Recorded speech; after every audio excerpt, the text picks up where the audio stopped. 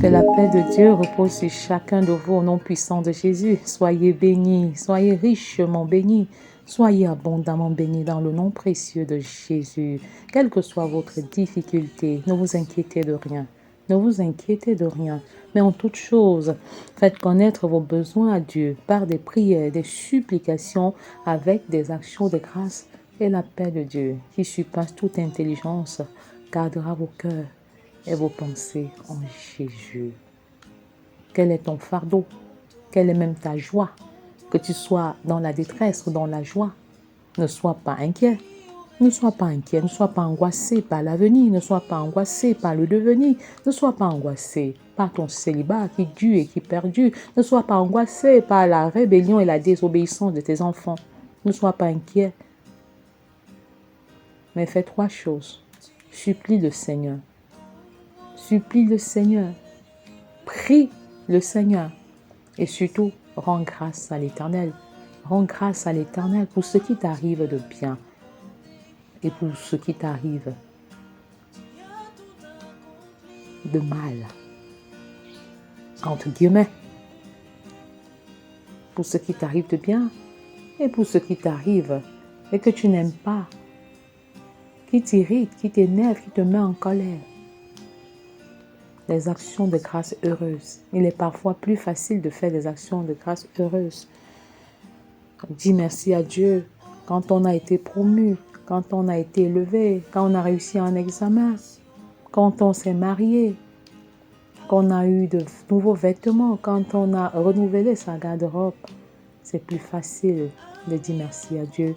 Mais nous avons aussi la lourde responsabilité en tant qu'enfants, adolescents, jeunes, célibataires, femmes, hommes, mariés, parents. Nous avons la lourde responsabilité de rendre grâce à Dieu, même pour les choses désagréables qui nous arrivent, les choses désagréables, les choses que nous n'aimons pas, les choses que nous n'apprécions pas du tout.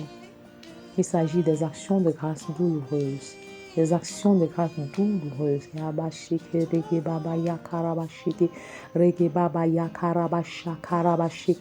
Seigneur, enseigne-nous à te rendre grâce pour des choses heureuses, mais aussi pour des choses malheureuses qui nous arrivent. Que nous te donnions des actions de grâce pour toutes choses, en toutes choses. Car cela est ta volonté, que nous te rendions grâce en toutes choses. Car toutes choses concourent bien de ceux qui t'aiment. Enseigne-nous, Seigneur, à te rendre grâce de manière continue, même dans les situations les plus difficiles.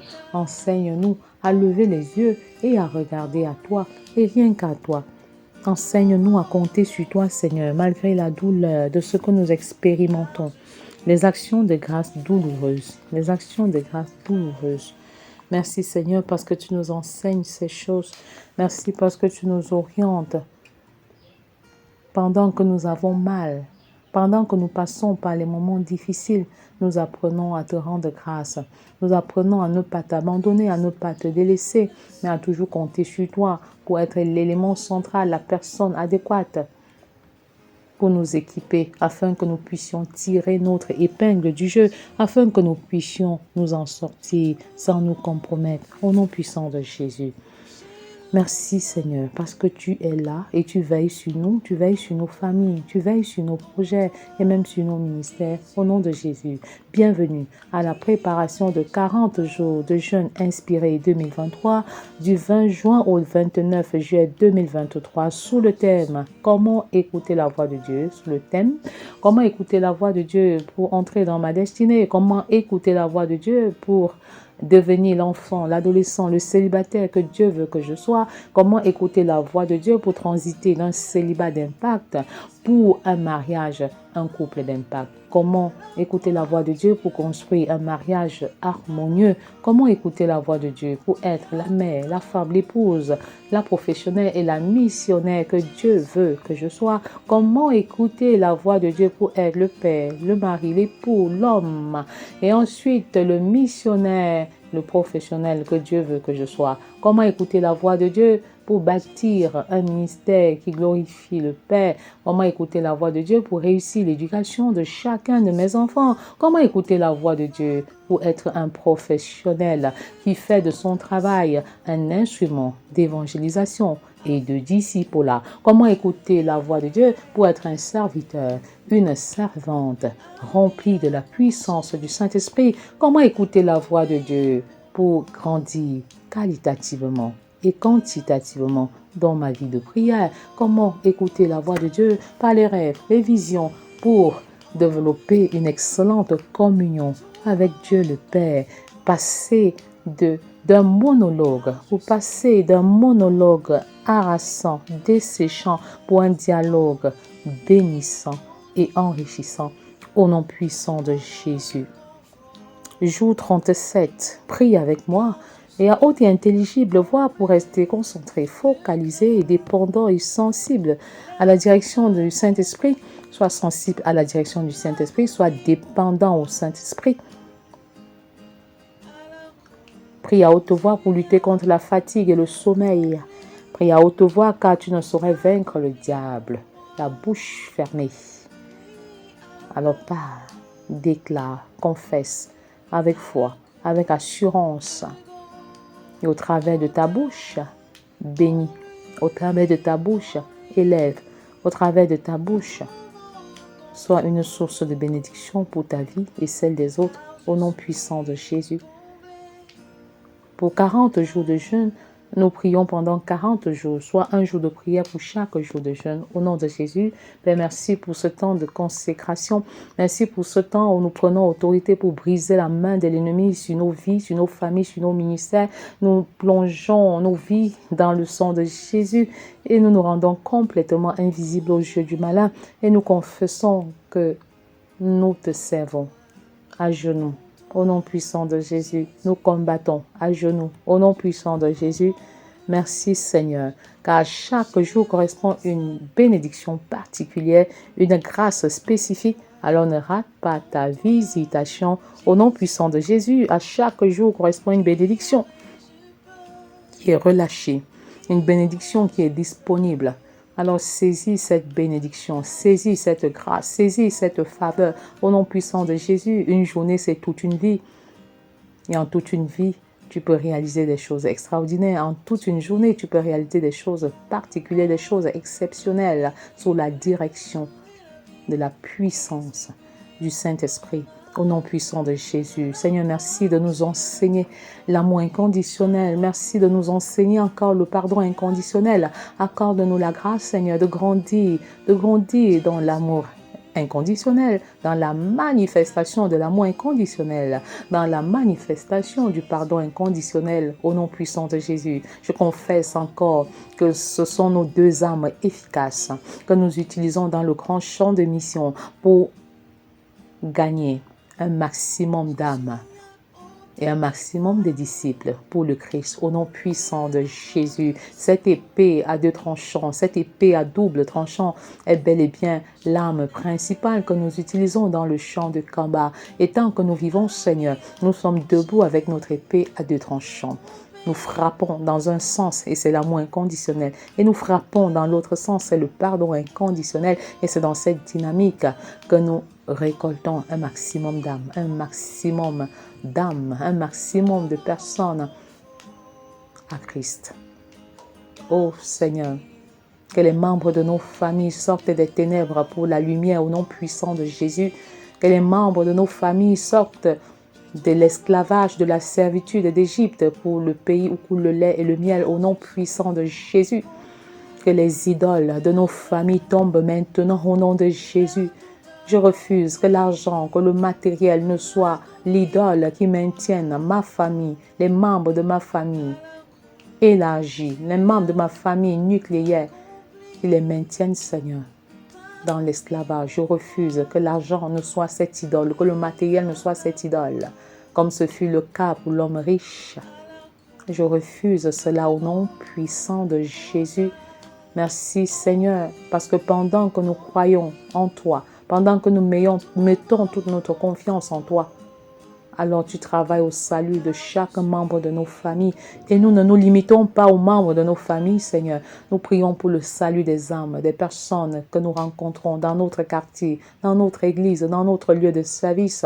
Et c'est à ce prix, Seigneur, que nous gagnons les âmes dans notre Jérusalem, dans notre Samarie, dans notre Judée et même jusqu'aux extrémités de la terre. Au nom puissant de Jésus. Père, nous te rendons grâce pour cette œuvre glorieuse et de ce que tu nous impliques dans cette œuvre glorieuse. Tu es mort pour moi et moi je vis pour toi. Tu es mort pour moi et je vis pour toi. Tu es mort pour nous et nous vivons pour toi. Au nom puissant de Jésus. Merci Seigneur. Car nous prenons la peine de toujours prier. Car lorsque nous avons le projet de prier, le diable a le projet de nous empêcher de prier. Et dès lors que nous avons le projet de jeûner, le diable a le projet de nous empêcher de jeûner. Mais je confesse que nous avons la victoire sur l'adversité. Au nom puissant de Jésus, nous avons la victoire sur les forces du malin. Au nom puissant de Jésus. Et nous nous dissocions complètement de tout ce que l'ennemi a concocté contre nous au nom de Jésus. Je déclare nul et sans effet toute voix qui crie contre notre destinée au nom puissant de Jésus. Quelle que soit notre personnalité, que nous soyons des personnes à caractère, avec une personnalité très forte ou alors avec une personnalité très faible. Je confesse que ce n'est pas un esprit de timidité que le Seigneur nous a donné, mais un esprit de force et de courage. Et je refuse d'être timide. Je refuse de demeurer dans ma timidité. Nous refusons de demeurer dans la timidité et nous marchons avec foi, avec assurance. Parce que c'est un esprit de force et de courage que tu nous as donné.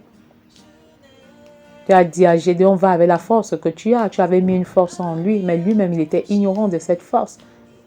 La plus grande force est enfuie en toi. Il est opportun maintenant de te lever et de révéler à ton entourage, de révéler au monde cet équipement qui est déposé en toi et dont tu as tout simplement besoin de vaincre la peur, de vaincre la timidité pour pouvoir mettre cela au service d'un plus grand nombre. Et c'est ça, entrer en fait dans sa destinée. Utiliser le dépôt que le Seigneur a mis en toi pour bénir les autres personnes, pour être une source de bénédiction. Quelle que soit ta position, quel que soit l'endroit où tu te trouves, tu peux être une source de bénédiction pour les personnes dans ton entourage, au nom puissant de Jésus.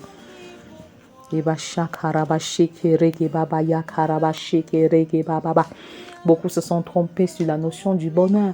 Certains ont cru à un certain moment qu'on peut être heureux ou malheureux juste par le concours des circonstances. Non, ce n'est pas vrai. Certains ont aussi pensé que le bonheur se limitait à l'acquisition des biens matériels, ce qui n'est pas vrai. Le bonheur, c'est un état d'esprit.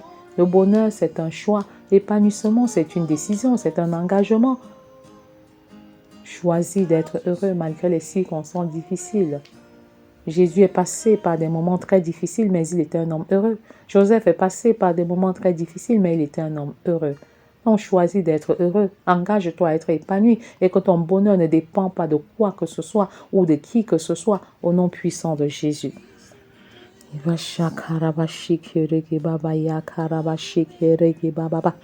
Il y a des personnes qui rencontrent même Christ, mais qui continuent de croupir dans le malheur, qui ne s'approprient pas le bonheur, en fait, qui subissent la vie. Ils subissent la vie. Choisis de ne plus subir la vie. La vie, soit choisis de ne plus subir la vie. Ne vois pas ta vie passer à la télé. Ne sois pas spectateur ou spectatrice de ta vie.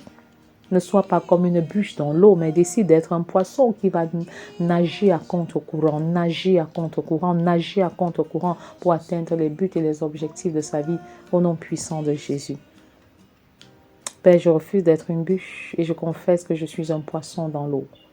Et je vais naviguer, je vais nager contre-courant pour atteindre les objectifs que tu as fixés pour moi depuis la fondation du monde au nom de Jésus. Que tel soit le partage de chacun de nous dans ce programme, tel soit le partage de ceux qui nous écoutent, tel soit le partage de nos enfants, des enfants de nos enfants au nom puissant de Jésus. Nous prions pour nos enfants, nos adolescents et pour nos célibataires en cette saison. Si tu es un parent et tu as même l'intention d'avoir un enfant, tu peux déjà prier pour son conjoint ou pour sa conjointe. Ce n'est pas tôt. Avant même que l'enfant ne soit conçu dans le sein maternel, tu peux prier pour sa conjointe, pour son conjoint. C'est une bonne chose parce que l'enfant est un projet. Et qui dit projet parle de l'avant-projet, avant la conception de l'enfant, du projet proprement dit et de l'après-projet. Donc ce n'est pas précoce si tu veux prier maintenant pour ton enfant que tu n'as pas encore conçu. Donc ensemble, enfants, adolescents, jeunes, célibataires, parents, levons-nous et prions pour les célibataires. Prions pour le mariage des célibataires. Présentons les célibataires à Dieu.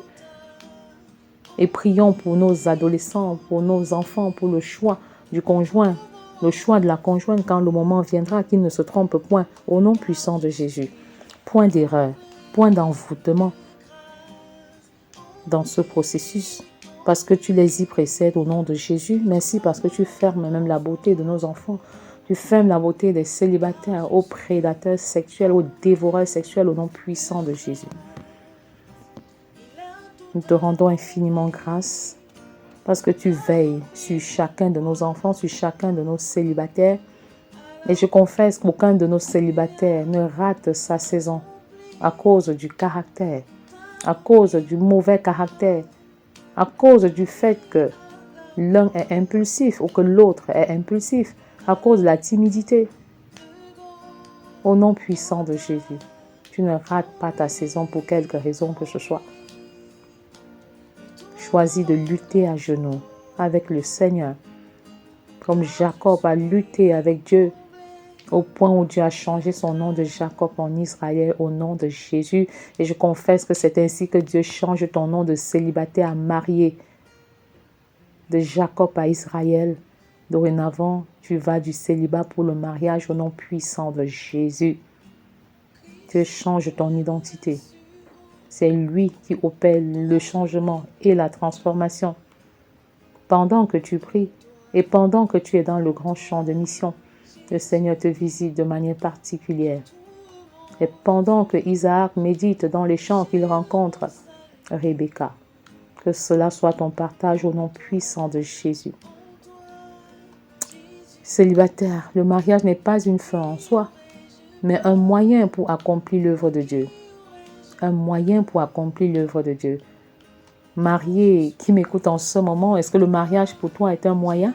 Est-ce que depuis que tu es marié, tu accomplis plus grand à cause du mariage? Est-ce que tu pries mieux? Est-ce que tu médites mieux? Est-ce que tu évangélises plus? Est-ce que tu as plus de disciples parce que tu es marié? C'est l'occasion pour nous de nous évaluer et de remettre de l'ordre dans notre relation en tant que mariés. Et c'est le moment pour les célibataires d'envisager l'avenir en prenant en considération cette vérité biblique. Merci Seigneur de susciter des célibataires qui vont se marier pour un but et pour une cause véritable. Des célibataires qui vont se marier pour que ton œuvre se fasse d'une meilleure façon, d'une meilleure manière. Merci parce que les couples s'évaluent, s'auto-évaluent et repartent sur de nouvelles bases. Des nouvelles bases qui sont fixées par toi. Qu'ils soient plus féconds, qu'ils soient plus efficaces dans le champ de mission parce qu'ils sont deux. Le mariage ne rend pas nécessairement heureux. Si tu n'es pas heureux dans le célibat, il est fort probable que tu ne sois pas heureux ou heureuse dans le mariage. Alors sois d'abord un célibataire épanoui, parce que Christ t'épanouit avant de chercher à te marier. Merci Seigneur parce que tu nous donnes de comprendre véritablement que c'est toi qui épanouis. Et tu peux passer par la femme ou par le mari pour rendre heureux ou heureuse. En d'autres termes, le mariage ne rend pas heureux, mais Dieu seul rend heureux en passant par ta femme ou en passant par ton mari, au nom puissant de Jésus. Père, que nos enfants saisissent ces vérités, que nos célibataires saisissent ces réalités et qu'ils ne se trompent pas dans le choix et qu'ils avancent à deux et qu'ils soient plus efficaces dans le grand champ de mission. Qu'une fois mariés, que nous prions plus, qu'une fois mariés, que nous évangélisions plus, qu'une fois mariés, que nous fassions plus de disciples, au nom puissant de Jésus. Le mariage n'est pas fondé sur le sentiment, mais un engagement irréversible. Si vous n'êtes pas épanoui dans le célibat, vous ne le serez pas nécessairement dans le mariage, on le disait. Père, accorde aux célibataires, aux enfants et aux adolescents de comprendre que Jésus-Christ a versé son sang pour qu'ils soient heureux et épanouis, pour qu'ils aient la vie en abondance. Ils aient la vie en abondance, une vie pleine et joyeuse. Père, le bonheur est en toi, qu'ils saisissent cela et rien qu'en toi, au nom de Jésus. Qu'ils choisissent quelqu'un qui te craigne, qu'ils choisissent un homme, une femme qui te craigne. Au nom de Jésus. Si ton mari honore Dieu, il t'honorera. Si ta femme craint Dieu, elle t'honorera également. Merci Seigneur de faire saisir ces réalités et ces vérités de ta parole aux célibataires au nom puissant de Jésus. On ne se marie pas pour être heureux, mais pour rendre l'autre heureux. Vérifiez donc votre compatibilité spirituelle, relationnelle avant de vous marier. On se marie pour donner l'amour et non pour recevoir l'amour. Si tu te maries pour donner l'amour, cela veut dire que pendant le célibat, tu travailles effectivement pour que ton réservoir émotionnel soit plein, que ton réservoir émotionnel soit rempli. Célibataire qui m'écoute, enfant, adolescent qui m'écoute en ce moment, quel est l'état de ton réservoir émotionnel? Femme mariée, homme marié, couple, vous qui m'écoutez, quel est l'état de votre réservoir émotionnel? On se marie pour donner l'amour. On se marie pour donner l'amour. Si en retour, tu reçois de l'amour, c'est extraordinaire. Mais si jamais tu n'en reçois pas, alors le Seigneur lui-même saura quoi faire, saura comment récompenser tes efforts au nom puissant de Jésus. C'est pourquoi il est important de vérifier votre compatibilité spirituelle. Êtes-vous enfant de Dieu ou un simple religieux? Le fait d'aller à l'église ne fait pas de vous un chrétien. Il est question d'avoir une relation avec Christ et non d'être dans une religion, parce que la religion ne sauve pas, mais c'est Christ qui sauve par une relation personnelle avec Christ, le Sauveur et le Seigneur de l'humanité au nom puissant de Jésus. L'apôtre Paul pouvait mieux dire cela quand il pouvait affirmer: ne vous mettez pas avec des infidèles sous un joug étranger. En d'autres termes, n'épousez pas de païens. N'épousez pas les païennes. Vérifiez votre compatibilité relationnelle.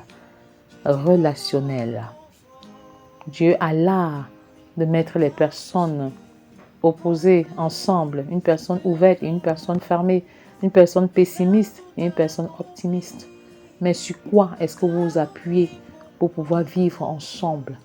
Évaluez vos points de divergence et vos points de convergence et appuyez-vous sur l'élément qui vous met ensemble et qui vous permet de résister à l'usure du temps. De résister à l'usure du temps. Au nom puissant de Jésus. Le mariage ne trouve pas son essence dans l'intelligence ou dans l'argent. Non, pas nécessairement. Il peut être beau et intelligent. Elle peut être belle, intelligente et riche. Mais ce n'est pas forcément la base d'un mariage heureux. Merci d'ouvrir les yeux et l'intelligence de nos enfants. Merci de renouveler leur intelligence afin qu'ils puissent se marier selon toi, le Père, selon Dieu et non selon les hommes. Au nom de Jésus, les arrière-plans du futur conjoint sont capitaux. D'où vient l'autre? Quelles sont les valeurs et les principes qui lui ont été communiqués? Ces éléments doivent être pris en compte. Le background culturel, le background spirituel, le background intellectuel. Tous ces éléments comptent énormément. Merci Seigneur de donner à nos jeunes gens d'évaluer ces choses-là pendant les fiançailles, pendant qu'ils se rencontrent. De ne pas simplement regarder l'un et l'autre dans les yeux, mais de travailler à regarder ensemble dans la même direction et de poser les jalons pour un avenir meilleur au nom de Jésus. Le caractère doit être valorisé et non l'apparence extérieure. L'apparence est trompeuse. L'apparence est trompeuse, les chers amis. L'apparence est toujours trompeuse. Il faut regarder le caractère de la personne que tu épouses. Tu épouses même un chrétien, une chrétienne qui parle en langue, qui prophétise, qui a les dons de miracle et même les dons de guérison. Mais ce n'est pas le don qui va bâtir un mariage heureux. Parce que le don ne nécessite pas des efforts. Non. Mais il faut faire des efforts importants pour avoir un bon caractère. Un grand effort, un effort important dans les choix, un effort important dans des situations difficiles. C'est le caractère qui fait de vous une personne appropriée pour le mariage. Vous pouvez être pasteur, vous pouvez être un serviteur de Dieu, vous pouvez être quelqu'un qui prophétise. Mais tant que vous ne travaillez pas à bâtir un caractère sanctifié de manière régulière, vous serez disqualifié pour bâtir un mariage qui glorifie le Seigneur. Le caractère, ce que vous êtes lorsque personne ne vous regarde. Le caractère, cette vie de bonne conduite envers soi et envers les autres. Si tu n'as pas appris à développer vraiment la bonne conduite envers toi et envers les autres, il sera difficile de vivre de manière harmonieuse avec quelqu'un d'autre. La vie sera difficile, la vie sera complexe au contact d'une autre personne. Père, tu veilles sur le caractère de chacun de nos enfants. Tu travailles à ce qu'ils sanctifient leur caractère au contact de la parole, qu'ils apprennent à accepter l'autre, mais avant qu'ils apprennent eux-mêmes à bâtir leur caractère au travers des choix, au travers des fréquentations, au travers de la parole qui les sanctifie, qui les nettoie, qui les vivifie, au nom puissant de Jésus. Le mariage n'est pas le sexe et le sexe n'ouvre pas le cœur, car le sexe n'est pas synonyme d'intimité. Le sexe n'est pas synonyme d'intimité du tout. Combien sont les hommes qui, après avoir eu un enfant avec une jeune fille, ont pris la clé des champs? Le sexe n'ouvre pas le cœur. Attention au sexe avant le mariage. Parce que le sexe avant le mariage a des conséquences graves sur la relation conjugale. Vous commencez exactement là où il fallait finir. Et cela a toujours des conséquences néfastes. Attention. Père, merci encore parce que nos enfants sont gardés plus chasse jusqu'au mariage. Au nom puissant de Jésus, je marche sur tout vol, tout viol, tout enlèvement d'enfants. Je marche sur le lesbianisme, l'homosexualité, la zoophilie, sur toutes ces formes, au nom puissant de Jésus. L'argent ne vous permettra jamais d'acheter le bonheur conjugal. L'argent n'achète pas le bonheur. Vous pouvez avoir de jolis meubles, de jolis lits, beaucoup de voitures. Mais l'argent ne bâtit pas le mariage. L'argent ne fait pas de vous un homme heureux ou une femme heureuse. L'argent n'est qu'un outil, l'argent n'est qu'un instrument, l'argent n'est qu'un serviteur. Donc ne vous mariez pas motivé par l'argent, par le portefeuille de l'autre, par les 3V, par la voiture, par la villa ou par le virement. L'argent n'est qu'un moyen et non une fin en soi.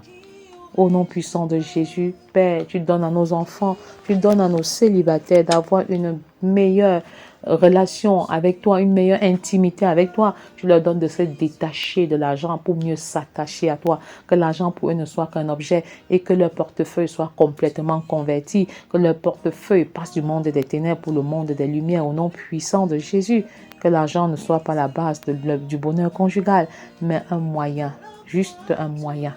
Au nom puissant de Jésus, je prie pour un détachement complet de l'argent. Le mariage ne fait pas de vous une personne responsable. Moi, j'ai vu des mariés délinquants et irresponsables, mais j'ai également vu des célibataires très responsables, contrairement à ce que la société pense. Merci Seigneur, parce que tu accordes aux enfants de comprendre que le célibat est un statut qui a autant de valeur que les mariés. Le Seigneur vous aime déjà tel que vous êtes célibataire. Le Seigneur vous aime tel que vous êtes. Ce n'est pas quand vous serez marié qu'il vous aimera un peu plus. Le Seigneur vous aime sans condition. Et le fait que vous ne soyez pas marié ne signifie pas, n'implique pas que le Seigneur ne vous aime pas ou qu'il vous aime moins. Non. Bâtir un mariage heureux nécessite du temps, des efforts et des sacrifices. Seigneur, accorde aux enfants, aux célibataires, aux jeunes, aux adolescents, de prendre du temps pour bâtir leur mariage dans le célibat, de prendre du temps pour s'investir effectivement à bâtir leur caractère, à envisager un avenir glorieux, à être actifs dans le champ de mission comme prédisposition et comme prérequis pour bâtir un mariage selon ton cœur. Car ce qu'ils sont dans le célibat va déterminer ce qu'ils feront dans le mariage. Ce qu'ils sont dans le célibat déterminera autant pour moi, déterminera ce qu'ils seront dans le mariage. Seigneur, donne à nos célibataires d'être en mission. Donne à nos enfants d'être pleinement en mission comme Joseph était en mission. Et c'est même quand il était en mission qu'on lui a donné sa femme. Au nom puissant de Jésus, c'est quand Moïse était en mission qu'il a eu également sa femme Séphora. Au nom puissant de Jésus, Père, que nos enfants, que nos adolescents et que nos célibataires soient en mission. soit dans le grand champ des missions, en train de s'investir pour toi, en train de travailler pour le salut des âmes, en train de bâtir leur caractère, que les sentiments qui étaient en Christ soient en eux au nom puissant de Jésus. Je prie qu'ils soient remplis du Saint-Esprit et qu'ils opèrent dans le surnaturel et que pendant qu'ils te cherchent de tout leur cœur, que tu te révèles à eux, tu révèles le mari de leur destinée, tu révèles la femme de leur destinée et tu manifestes pleinement ta gloire dans les mariages qui vont être célébrés les jours à venir selon ta gloire dans la perspective céleste au nom puissant de Jésus. Merci Seigneur parce que tu suscites une nouvelle génération de couples d'impact qui t'honorent, une nouvelle génération de couples consacrés qui demeurent en mission et qui sont plus efficaces, qui sont féconds et qui remplissent la terre au nom puissant de Jésus. Soyez richement bénis dans votre célibat et merci pour les futurs mariages qui sont célébrés dans la puissance du Saint-Esprit au nom de Jésus. Amen.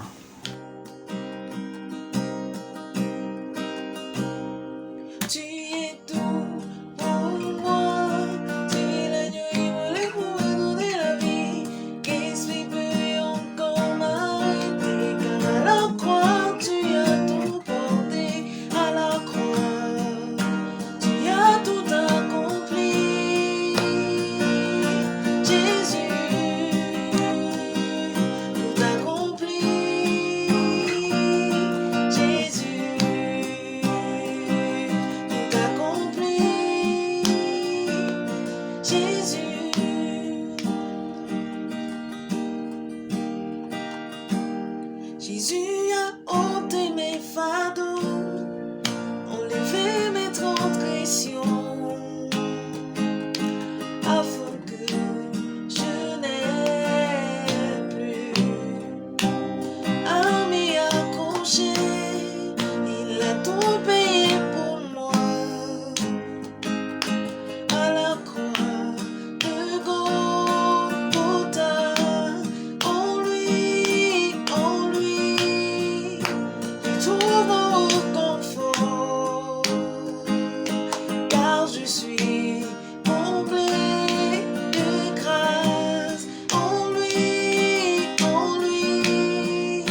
je trouve confort, car je suis comblé de grâce.